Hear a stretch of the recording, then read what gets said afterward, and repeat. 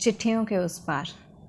मेरा नाम कविता है और ये कहानी है 1980 के दशक की, जब दिल की बात व्हाट्सएप या फेसबुक पर नहीं बल्कि कोरे कागज़ पर लिखी जाती थी।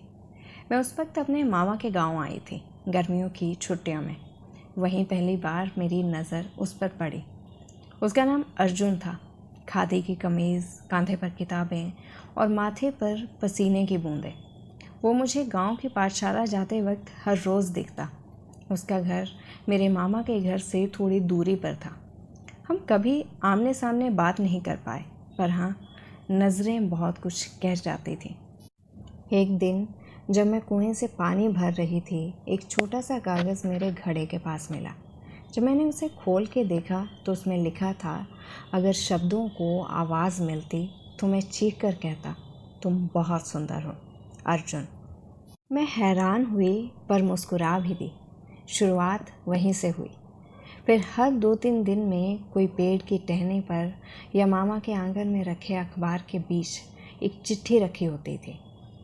तुम्हारी हंसी मुझे बारिश की पहली बूंद जैसी लगती है। आज मंदिर में तुम्हें देखा, मानो मेरी पूजा सफल हो गई हो। हर चिट्ठी में उसका दिल धड़कता था और मेरा भी। मैंने कभी जवाब नहीं दिया, शायद डरती थी या शायद समझ नहीं पाई कि ये इश्क है। पर वो लिखता रहा और मैं पढ़ती रही।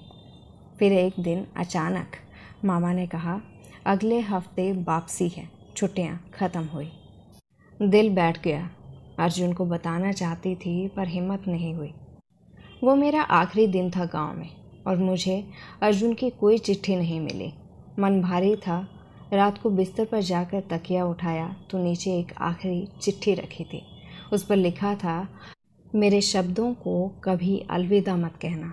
अंदर लिखा था, कविता, जब तुम चली जाओगी मैं हर रोज़ उस कुएं के पास आऊँगा।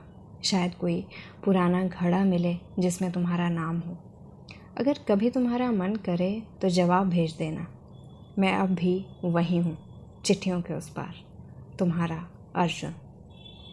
फिर कुछ साल बाद मैं लौट तो आई, पर कुछ भी पहले जैसा नहीं रहा।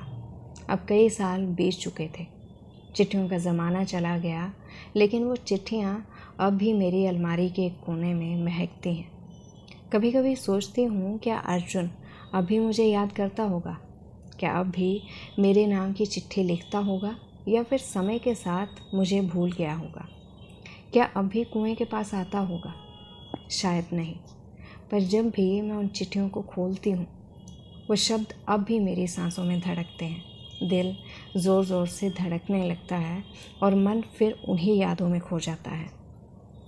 आज की कहानी यहीं समाप्त होती है। धन्यवाद। मिलते हैं एक नई कहानी के साथ।